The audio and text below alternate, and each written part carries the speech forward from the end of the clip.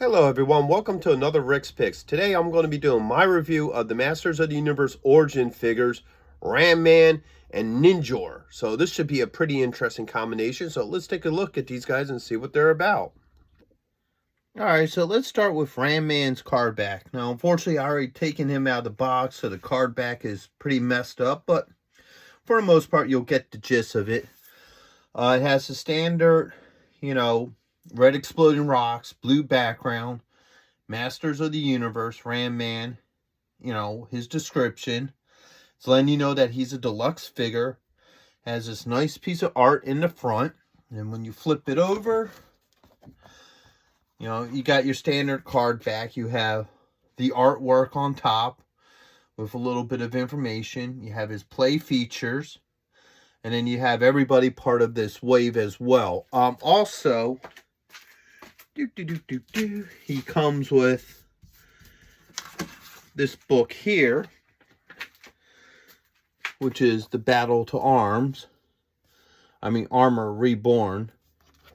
And the back has, everybody's who's part of that line. And it's a nice mini comic for him. And that's the card back and comic for Ram-man. So next we have the card back for Ninjor. Once again, it's your standard red exploding rocks, blue background. It has the 21 in the corner, the Masters of the Universe logo, his name, and his description. You flip it around. You got, once again, a nice piece of artwork up here with a little bit of a description, his play features, and everybody that's part of that line. Now, he comes with the Sneak Attack comic, which is, once again, your basic book with him, Open it up, you got the story, and then in the back, you have, the characters upon that line. So now that we looked at the card backs, let's take a look at these figures. Now, here we have Ram-man. This is a nicely designed figure. Let's give him the good old spin around.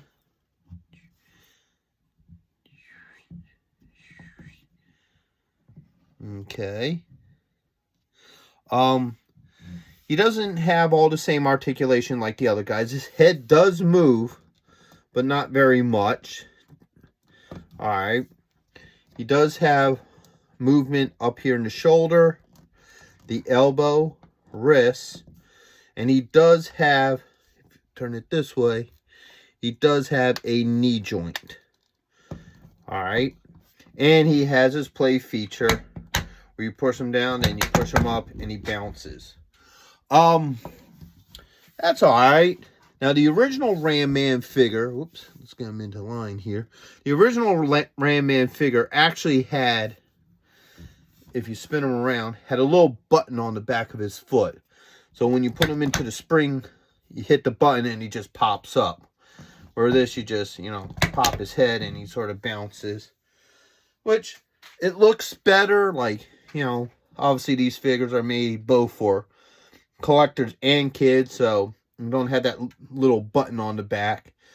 The other thing that's different with this, that's obviously different, is the original Ram-man actually had a little hook on the back to put his axe on, and this one actually doesn't, which kind of surprises me because with this line of figures, they, kind of went out of their way to make extra things so the figures can hold stuff. Like, He-Man, they gave him a little thing for a sword, and, they added little extras so people can hold their weapons. So I'm actually surprised that they took that away from him.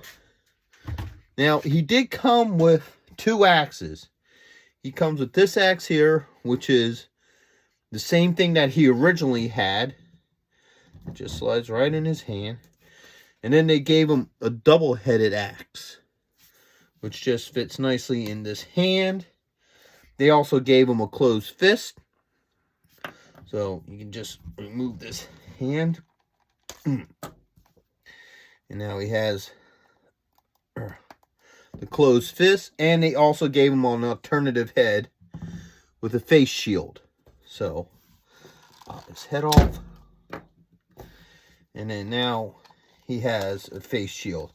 And the neat thing is it kind of went into a little bit of coolness with the detail. Like they actually added little pieces of damage to the top of his helmet to make it look like he smacked into a couple of things and his helmet just couldn't handle it. So I thought that's a neat little extra piece of detail to him.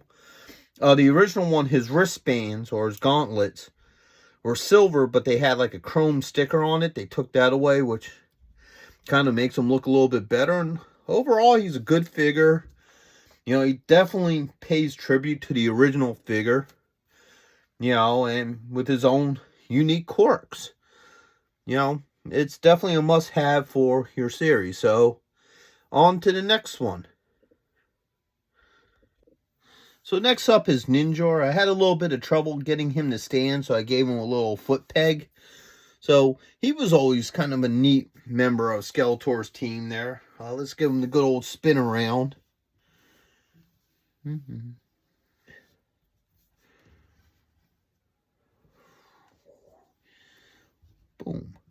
Alright. He has the standard points of articulation. Now the head's on a ball joint. He has the shoulder here, the elbow joint, the wrist. He has the thigh.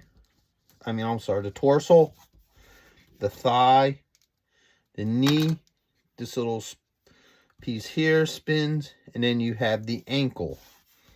Put him back on this little thing here so he will stand for us. There we go. Alright. Now his tunic does come off.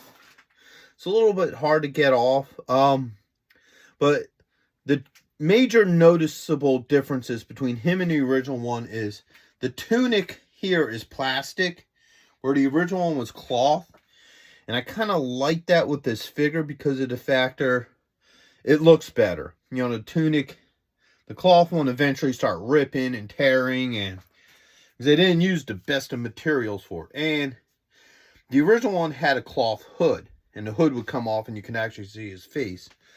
Now that's the one disappointment with this figure for me is, you know, I like this sculpt for his head. I wish maybe they would have had two sculpts for the head, one with the hood, one without, to kind of pay homage to the original figure. Like maybe they should have made him a deluxe character as well. But, you know, coulda, shoulda, wouldas, I guess. Even with that, he's still a neat figure. You know, a lot of fun to have. He comes with a couple of accessories. He has his bow,